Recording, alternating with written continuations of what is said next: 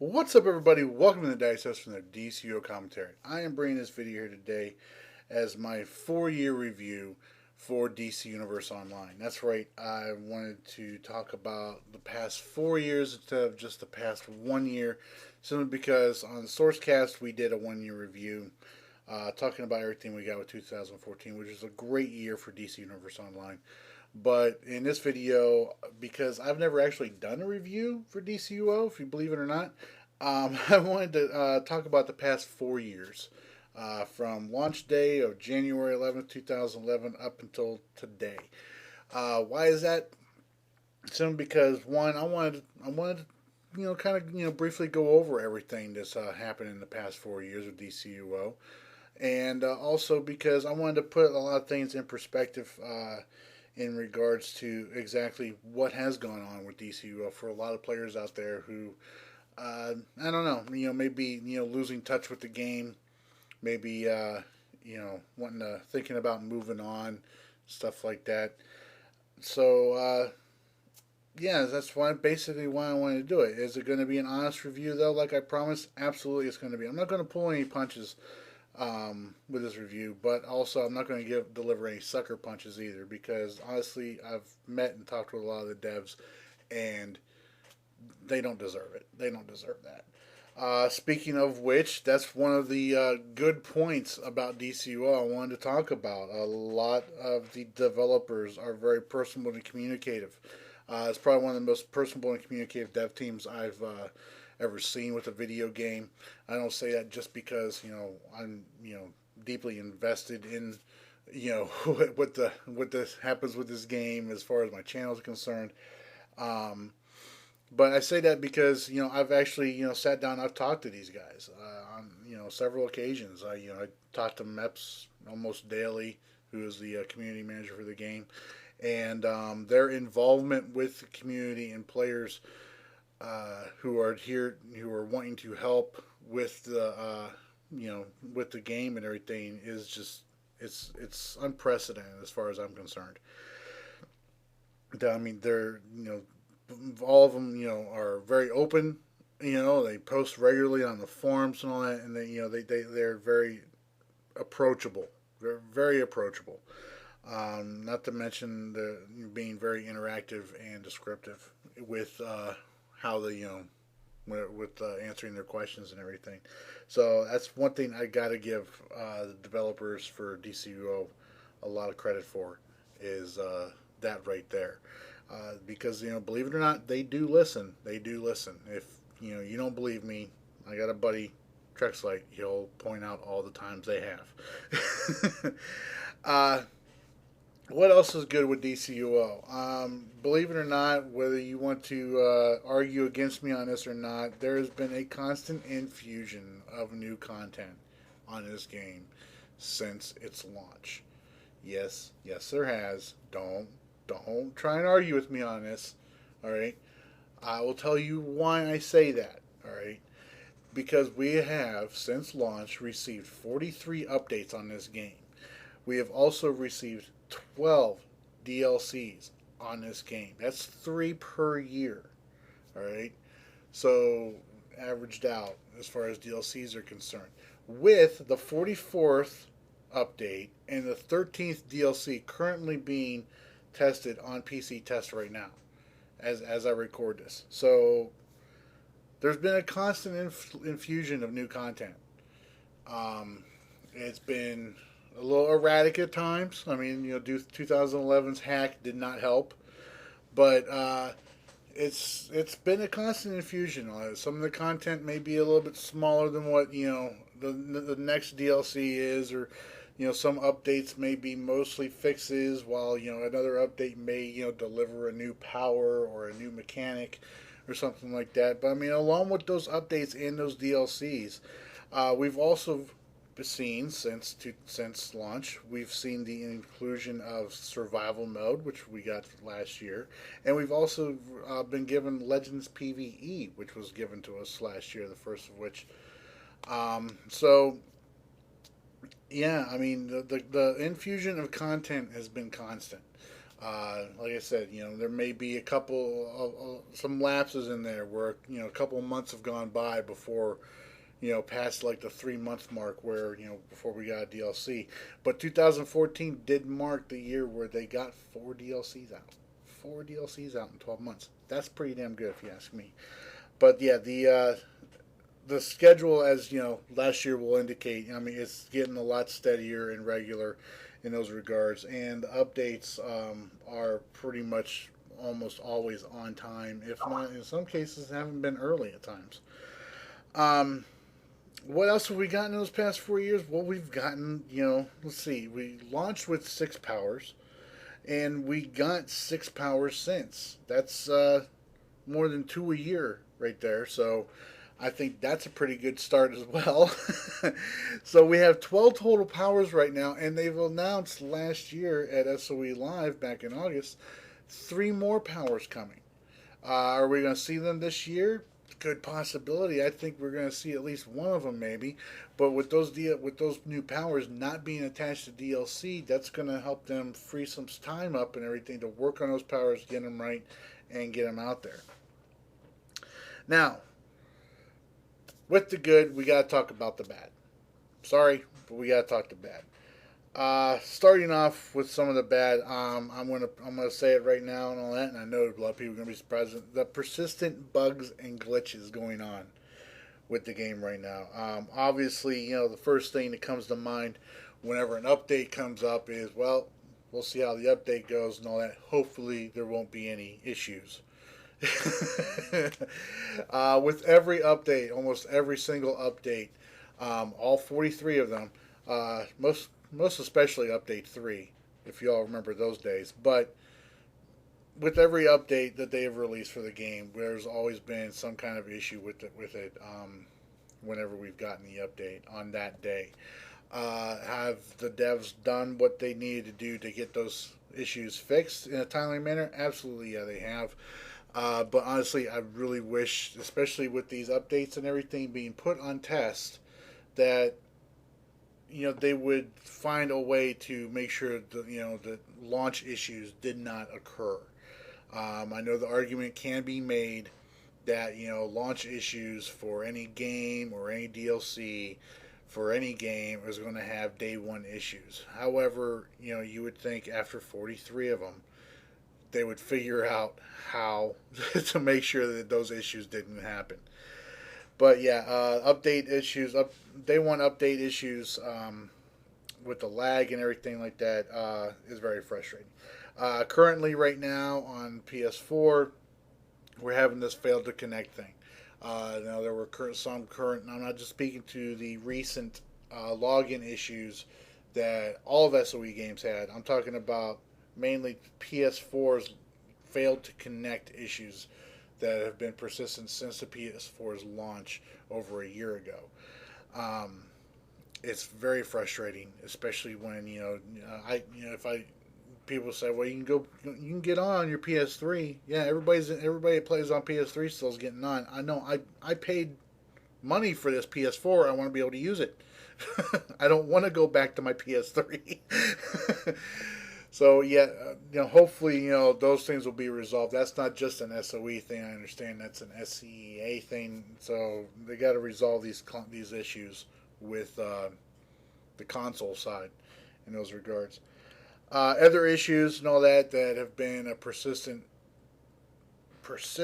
issue with me, at least, and I know a lot of other players out there, is the balance issues with powers and mechanics in the game. There's been for the longest time and everything. If everybody out there remembers the days of ice being OP and like 70% of the servers being ice because it was so overpowered. It took what seemed like forever for them to finally fix that issue. Have they gotten better with fixing these issues? Yes, they have. Yes, they have. However, as I said before, though, these things get put on the PC test now. People go through, they test this stuff out, and some issues are still getting leaked through on launch. And so you'll have powers that come in, they're completely overpowered, and they have to be nerfed, or they need to be adjusted and everything.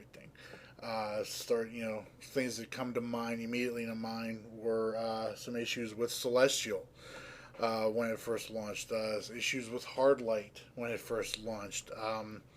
Let's see, some issues with electricity when it first launched, issues with rage when it first launched.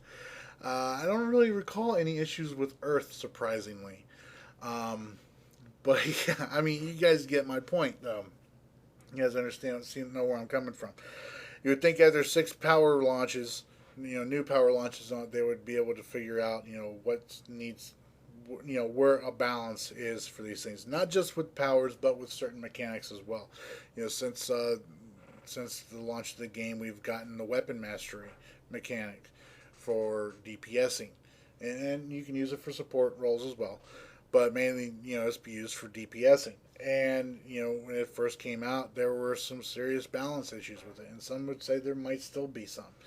We're now also, last year, we got the advanced mechanics for several powers. Fire was the very first one, and it's still to this date probably one of the least. It's probably one of the least functioning ones in the game still. I have some friends that would argue with me, saying that Mental's advanced mechanic is possibly about the same. I don't know. I don't know that. I'm not going to speak too much towards it. They're more of an expert on Mental than I am. All I know is that Fire's advanced mechanic is not there yet, and hopefully it will be. But what are they doing? I mean, are they doing anything? Are the developers actually doing anything, to fix this stuff? Honestly, I will tell you this straight up. They are. I participate in and try. When I can, I try to help. But I participate in, and I have seen and observed daily conversations with a couple of the developers from the who are part of the test server initiative chat that I in on Skype, where we are constantly they are constantly getting feedback. Constantly getting daily feedback on powers, different testings, different loadouts that are being tested out, and everything by fellow gamers, members of the community, members of the player community out there, who are showing them this power, this rotation, this loadout, this weapon, etc., trying to find the sweet spot, trying to find the point where each power's weapon mastery and advanced mechanic performs equally to not just to each other, but to other powers in the game. Is it a slow process? Absolutely. Is it a process that's going to be vetted by other players and may be argued by other players? Of course it's going to be. But these are all great players, great developers, people who want this game to be working and functioning at its optimal level. So trust me, folks, while this is a negative on them, they are working on it. Another thing that a lot of players have been complaining about, especially lately, is difficulty of the content. A lot of the content we've gotten since Origin Crisis has not been overly difficult. When the Origin Crisis DLC first dropped 2 years ago now, coming up on 2 years now, it was very hard. It was extremely hard. I remember there being days where people couldn't beat Nexus, much less be able to beat one tunnel in Paradox Wave. Fortunately, at the time when when Origin Crisis dropped, I was in a very good league with some very good players and all that, and I was able to be one of, not the first, I'll admit, but I was one of the first fire tanks to be able to solo tank Nexus, which at the time was a huge freaking accomplishment, especially considering the fact that I only had I think maybe 4 pieces of tier 5 gear at the time when it launched. So Nexus was an extremely difficult raid at the time, and that's what players had been asking for. They've been asking for more difficult content. Arguably, later that year at SOE Live, which I did attend, Jens Anderson Spittle, the creative director for the game, came out and said that it was a bit harder than they probably should have released it as. Based off the simple fact that I think he said less than 10%. I may be off on that number, but a very small percentage of the actual players who attempted Paradox Wave had actually beaten it. And that's not gone through there and gotten the Epic Odyssey feat, and the speed feat and everything. That's a small percentage of the player base. This is months after the DLC launched, had actually been able to beat Paradox Wave. That's how difficult it was, and they ended up dialing it back. Both raids ended up getting dialed back. So, what have they done though since then to try to meet both sides of it? Well, not much, to be honest with you. They have added more difficult raids along with easier raids to beat, but at the same time, content is still being beaten day one. And for a MMO, that's not something that MMOs go for. They don't go for that. They don't want MMOs don't strive put out content so players can be at day one and then move on to another game until the next DLC. MMOs thrive off of content that keeps players involved and engaged and trying to beat it after that. So I mean, what are they have they given up, or have they given up completely on this? I mean, yeah, we still get a couple of easy raids with a very difficult with a difficult raid, but not unbeatable raid in the DLC. But are they doing anything to appease the people who are seeking more of a challenge? Well, yes, they are.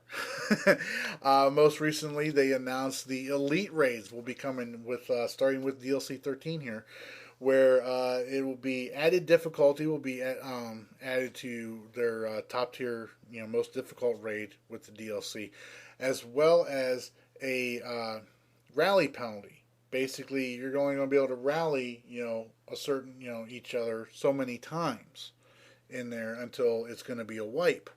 Are the rewards the same as the easier version of this raid? No, they're not. The rewards are actually better.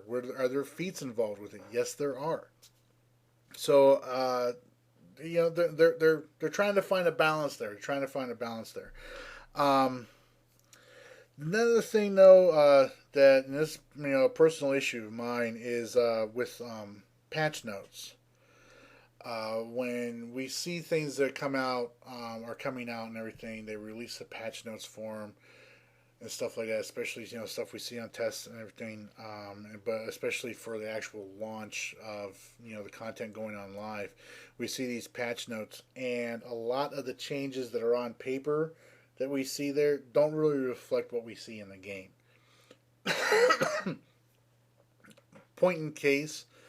Case in point, from myself at least, was PvP Season 3.